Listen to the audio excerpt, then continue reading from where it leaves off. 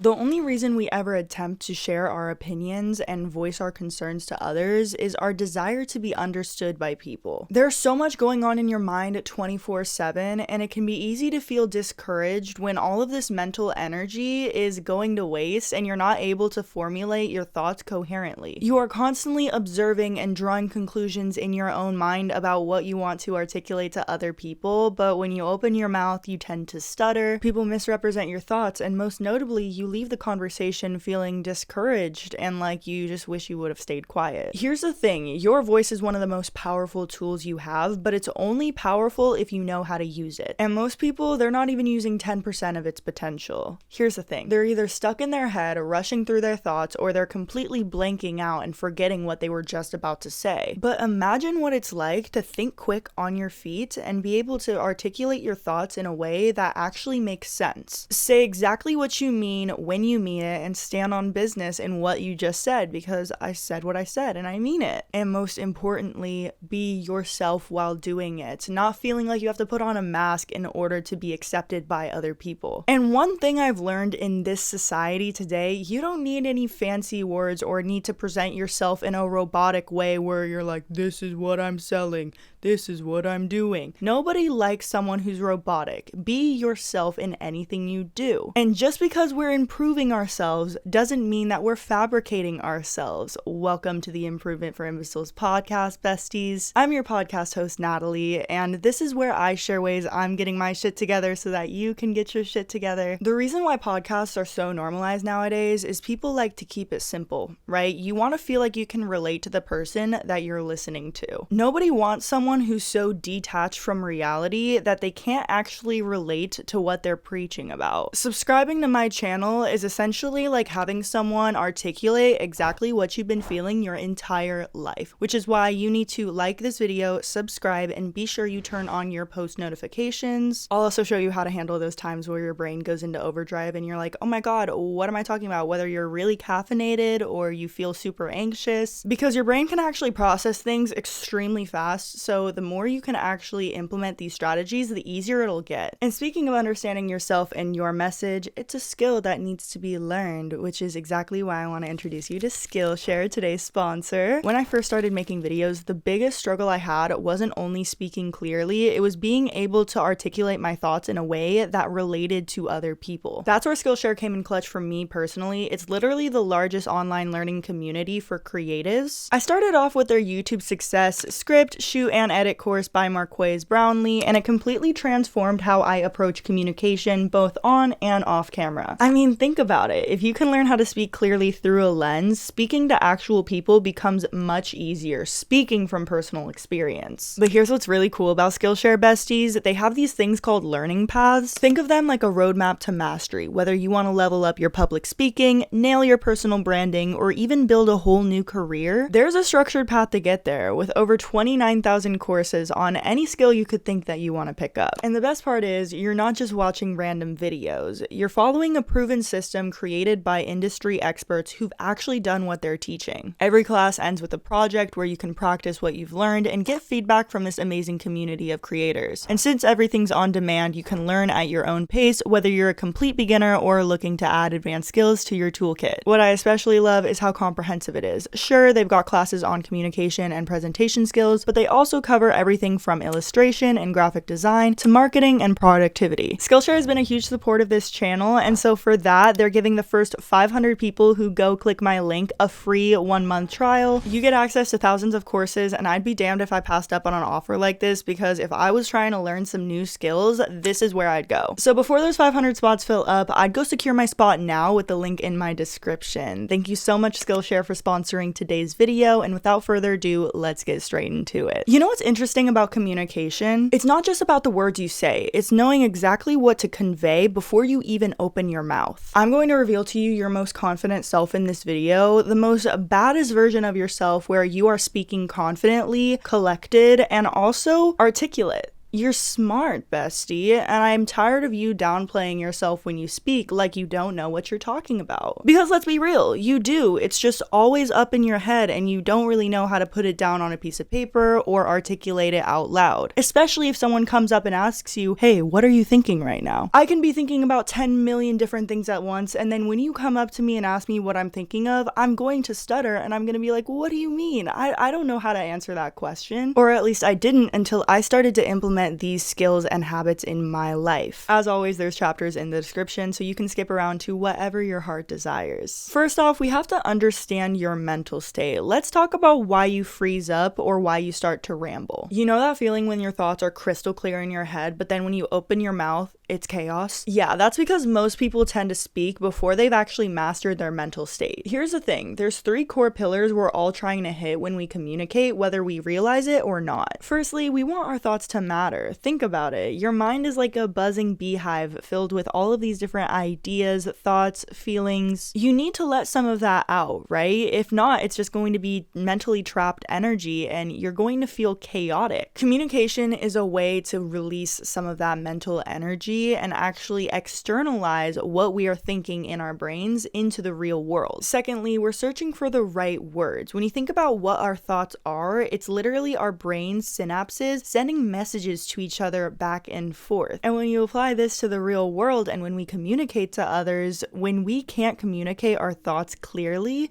it's like there's a break in the synapse. We're not able to deliver messages to other people around us. And this is where things get really tricky because yes, your feelings are 100% valid. The way you think is 100% valid, but sometimes the way you articulate it isn't valid. You could be 100% right and still end up feeling like your thoughts and feelings don't matter because the way you went about articulating it was all the way wrong. If you can't package the way you feel and how you think in a way that other people can receive, that's like if Amazon delivered your package and it was completely torn up and ruined what was inside and you're supposed to just say, oh, I'll keep it, I guess. No. And lastly, what we say needs to make sense. Because if we say something and it's a contradictory thing to what we're actually feeling, it's not really going to make sense to other people and we're going to seem like we go back and forth on our emotions and that we're not reliable. Nobody wants to be that person in a corner that's basically just talking to themselves and contradicting themselves halfway through and doesn't seem like they have the cognitive processes in order to realize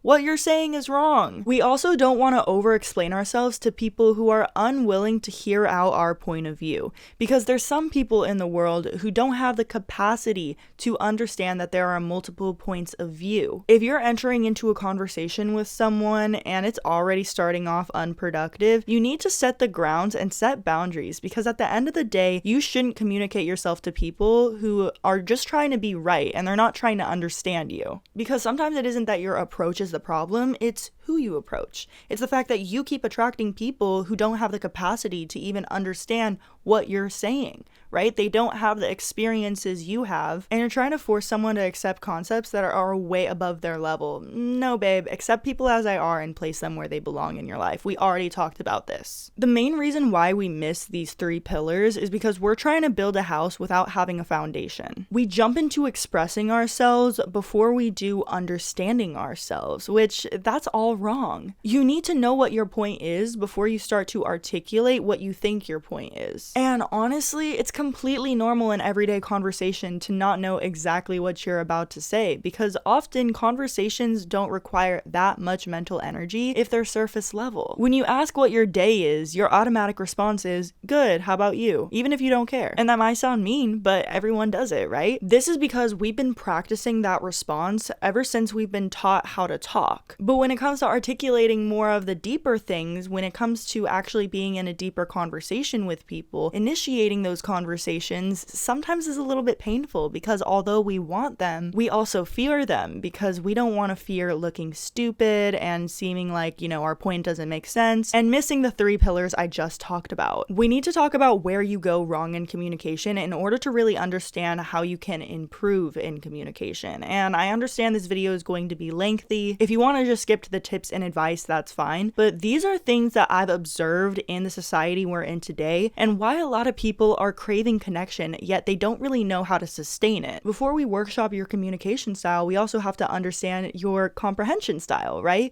We need to identify that you are a victim of cognitive bias as well. When us humans encounter a conversation topic that's difficult to navigate, we usually have 3 different vices that we go to. Number 1, our mind has a bias to repeat the last thing we heard. It is no secret that we live in a world filled with digital podcast clips and sound bites, and so when you're in a conversation with someone where you disagree with them heavily, the types of content we listen to shape what information is readily available to us. So when we enter into conversations with people who might not share our beliefs, we regurgitate information that we've just heard. And this isn't inherently negative, it's just something we have to be aware of in the digital climate we are living in today, because I feel like a lot of us don't understand why we believe the things we do. And it can leave us feeling stupid, in all honesty, when we have to explain, oh, I heard it from TikTok. This causes a lot of frustration within the younger generation because a lot of us speak in brain rot. For example, have you ever been in a professional setting and all of a sudden you said something from TikTok and people looked at you like,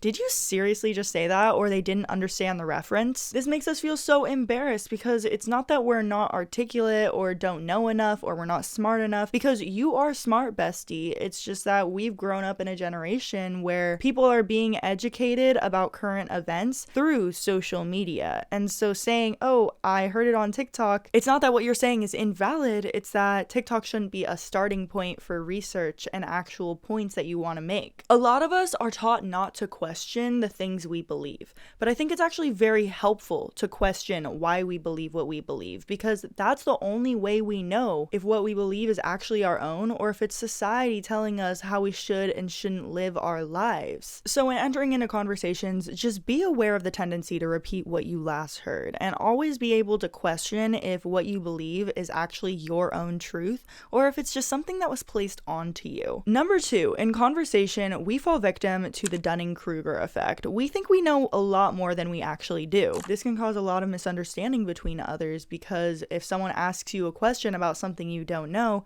you're more likely to just go along with it. And we are all subject to these psychological phenomena I'm talking about. For example, at a job interview, someone might ask you if you know something about a certain skill, and you'll just blindly agree and say you do know how to do that, when in reality you know a little bit, but you really don't know the full thing. And what's so scary about these biases I'm talking about is oftentimes we're unaware that we're doing it. When we're in conversation, we won't consciously think, oh yeah, I don't know what he's talking about. That's just straight up lying. The Dunning-Kruger effect is when you literally think you know what you're talking about, but in actuality, you don't. And really what this comes down to is when you don't have sufficient knowledge on something, it's okay to be like, oh, I'm not really sure, or I know a little bit about it, but like, explain. It's not embarrassing to admit that you don't know something. In fact, it actually shows that you're a lot more willing to learn than other people. I'll talk about this a little more when we go over solutions, but approaching conversations with curiosity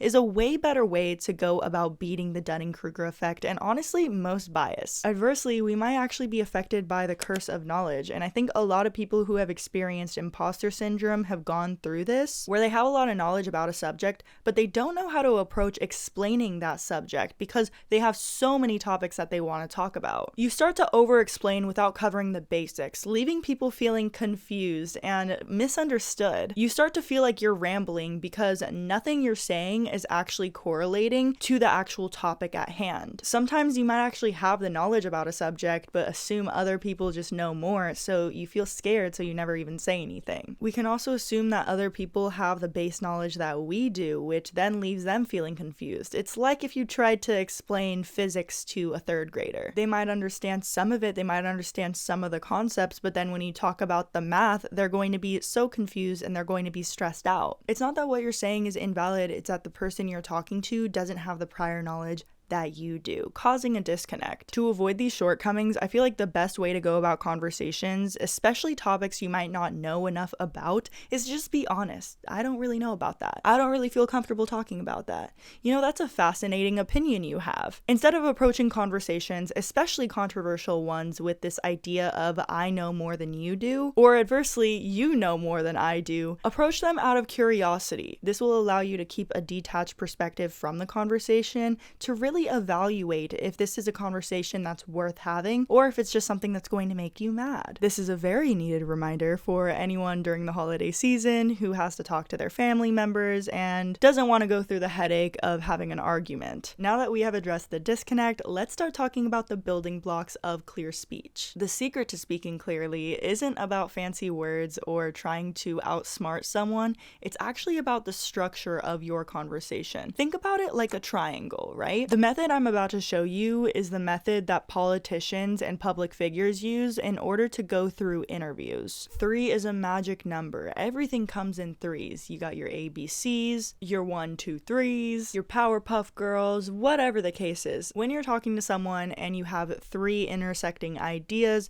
it's actually important to articulate those in a way that people can remember. And oftentimes, the fact that they are in threes makes it a little bit easier to remember because, again, everything comes in threes. If you're going into an interview or even an argument, if you have 3 main points that you can go back to, you will easily win that argument or ace that interview. For example, an interview question that everyone is asked is, why do you want this job? And to be fair, that's a really dumb question because it's like, girl, I want to make money. You know what I mean? Like, I want to make money. That's why I want this job. But we can't say that. We have to actually articulate why we want the job in a way that benefits them first. And that's what I want you to remember about articulating certain points to people. Sometimes it's not about what you say, it's about how you say it and how you make the person feel. Believe it or not, there's a way to answer this interview question while being authentic and saying I want money. There is actually a way to say what you want to say while maintaining authenticity within interviews, especially job interviews. Before going into an interview, I want you to write down 3 main qualities you have that make you a good candidate. I personally like using this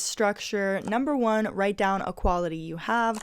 Number 2, an experience that proves the quality you have. And number 3, the experience you'll bring. For example, this could be number 1, I'm hardworking. My experience managing XYZ proves that I'm hardworking, and I can provide you with your desired result because I'm hardworking. After you write down these 3 topics, I want you to bring it back to a central idea that combines all of the topics together. Whether that's being a manager, whether that's being a star, whether that's being good at organization, whatever the main component of this job interview is, I want you to really hone in on those words. And oftentimes, if you go to the company's page, on the job, they'll list off qualities that they're really looking for, and just by studying it and writing those things down, you can often ace the job interview as long as you have those main 3 in mind. The goal is that when someone asks you harder questions like what are your weaknesses, you actually kind of dismiss the question and answer it, but kind of not answer it. Obviously, admit to a weakness, but in reality, circle it back to those 3 main points. Always end things off on a positive note. This is going to make people feel like you are able to overcome your weaknesses or whatever hard question they're asking you. You know, how do you handle conflict? Something like that, right? It will allow you to seem human within this job interview while also maintaining your strong qualities. Because you're not trying to hyper focus on your weakness. You don't just want to answer the question and say, yeah, my weakness is I'm kind of disorganized. Like, people are going to look at you and be like,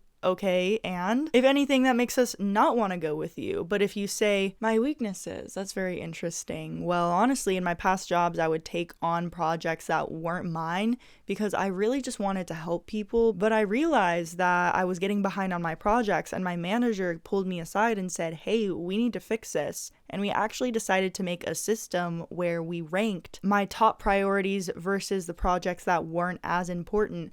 And through that process, I was able to really manage my time a lot better. So when I work for you guys, I'm going to be a lot more productive and hardworking because of that experience. You might not be able to see it, but I talked about how I was hardworking, I talked about my past experiences, and then I talked about what I'm providing to them. It was all in the message triangle, and the more you train yourself on this message triangle, the easier it will get, and the more it'll feel like it flows to you. I also highly recommend talking to yourself. I know it sounds a little bit weird, but in order to talk to other people, you need to be able to have a confidence within yourself where if you're talking to yourself about who you are, why you believe the things you do, it'll be a lot easier to articulate those things to other people because it's like it's something you already know. A lot of the times what stumps people up is when they're just trying to talk because they're trying to fill a space, right? It's okay if sometimes there's silence. I feel like a lot of us are uncomfortable with silence in conversations, but taking a second that you need in order to recollect your thoughts isn't only necessary, but it's self-care. We want to avoid talking ourselves into a hole.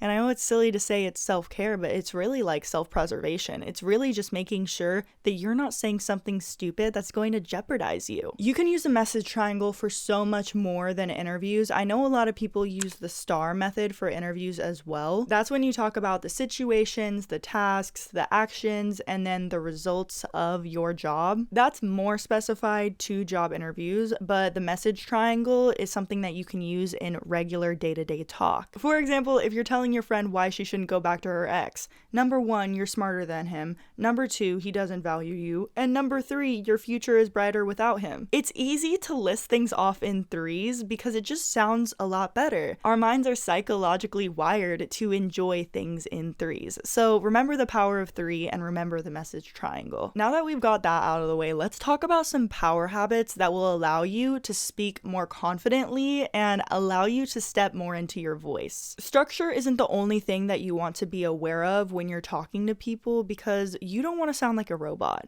And because you don't want to sound like a robot, we need to talk about little micro habits you can do to allow the way you speak to just be a lot more received well by other people. Delivery is everything. It's less about what you say, but more so how you say it. Firstly, you need to master the power of pauses. And one thing I've noticed within the YouTube space is a lot more people are keeping their pauses in. In my personal style, I always like to edit some of my pauses out because I like to take spots where I can just breathe and allow myself to pace the way I talk. Even in my own videos, sometimes I have to cut out certain parts because even though I articulated my thought correctly, I didn't take spaces to pause and make sure that my tempo was on point. Remember that no response is still a response, and if someone is being outright rude to you, sometimes the best thing you can do is just smile and walk away.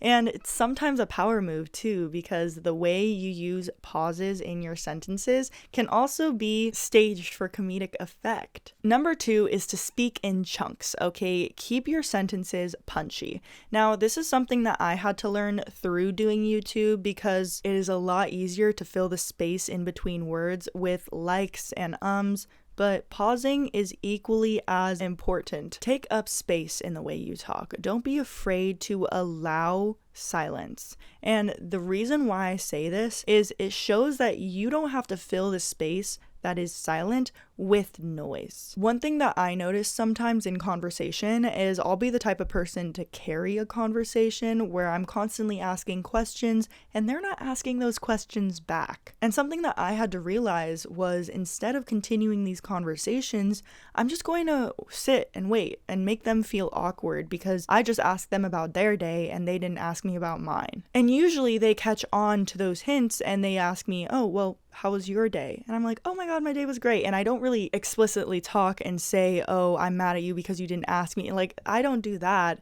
But I feel like a lot of people pick up more on social cues when there's silence spots because people don't like awkwardness. And so if you're the type of person who is always talking, it can be difficult to really understand if what you're saying is really necessary or if it's just annoying. I'm sorry to say, but like there's a time and a place to yap. And as a fellow yapper myself, I understand when that time and place is. Another tip that really helps me is matching people's energy. And I don't mean this in a rude sense. You don't need to be rude to someone who's rude to you unless you want to.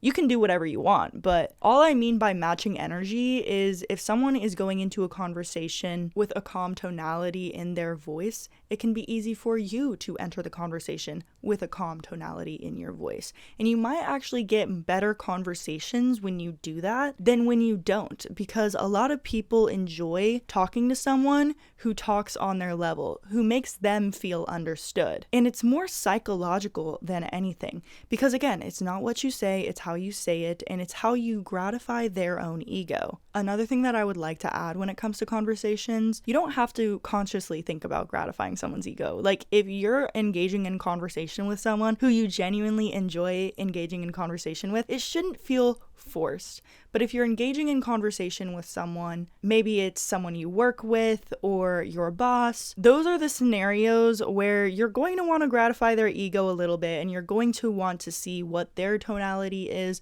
so you can match it to allow them to feel more comfortable within conversations. Next is to cut the filler words.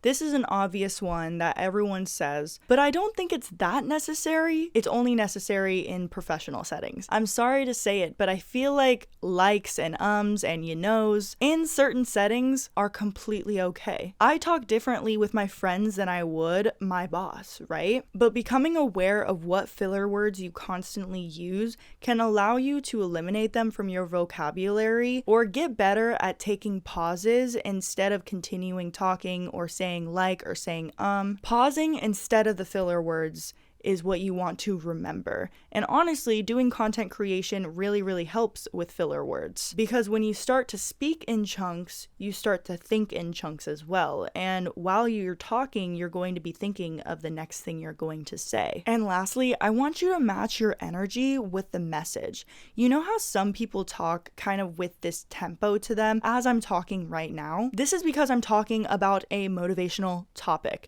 In day-to-day conversation, there's going to be conversations where I'm more so mellow-toned. Hey, how's your day going? Oh my god, that's so funny. Oh my god, da-da-da-da. You know, I'm not going to be talking with this hyper-motivated tone, because in this video, I'm aiming to motivate you. And is this still an authentic version of myself? Yes, but I also have to realize that I'm on YouTube, right? I'm not going to always talk this way. If I enter into a conversation with someone where it's more of a mellow tone, where it's, you know, we're just having brunch, we're just vibing, I'm going to be having more of a funny tone or a playful tone. Being mindful of when to use TikTok brain rot is so important. Like, I know it's so silly to say it that way, but it's literally so important, because you can't just be going up to someone who doesn't understand it, especially someone who might be like a little bit older than you or more in a professional setting, and saying something out of pocket. It just doesn't work. These habits work hand in hand with your message triangle to really allow you to become your fullest, most authentic self, while also maintaining your message and being true to what you want to do. By implementing all of these habits, you're going to be able to be more of a concise speaker. Another thing that helps me is having a notepad filled with thoughts if I'm entering into a conversation that's a little bit more serious. Being able to articulate why you feel the way you feel to yourself is the best way to then articulate it to somebody else. Because if you're feeling a certain type of way and you need to set a boundary, some people can totally just do it on the fly. But think about those people. They have been trained to. They have trained themselves to. And they've trained themselves by being able to acknowledge how they feel, so they don't really have to do the notepad, right? But if you're the type of person where you don't always know why you feel how you feel until you actually digest it and look at it, I'm the same exact way. And so entering into a conversation with a notepad is so helpful. Being able to say something with your full chest is something that also helps. I want to talk about anxiety, because I have anxiety, and oftentimes it'll result in my voice shaking. You might hear it sometimes when I talk about certain topics that are hard for me to talk about. Like my last video, I was talking about my anxiety and my voice was shaking a little bit, and I literally just said my voice was shaking a little bit because I was having anxiety. Sometimes it's best to just be honest and just be like, I'm sorry, that question caught me off guard. Let me take a second. The more authentic you are with yourself and just acknowledging where you're at in your own voice, the easier it is to project your voice and be able to allow yourself to be heard. Even if it's hard, even if you feel a little bit embarrassed, you need to take those moments and really say, I'm proud of you. Right? Like, I'm proud of myself for saying that. With that being said, you guys, I really hope these tips helped you articulate yourself more clear. Communication isn't always comfortable. And I think a lot of the times we assume that people who are talking on the internet, you know, they have this like crazy skill, but in reality, they've just put themselves in uncomfortable situations so many times that they've learned how to navigate around them. And so I don't want you to avoid uncomfortable situations with communication. I want you to face them and allow you to to have tools. Those tools being the 3-second rule, just taking 3 seconds for yourself to gather your thoughts. Be sure to like this video, subscribe, and check out my Instagram. And thank you so much, Skillshare, for sponsoring today's video. Be sure to go check out the 1-month trial of Skillshare down in the description. Save your spot. There's only 500 people who can go with that link. I appreciate you guys so much. And with that being said, I'll see you guys next week. Bye, y'all.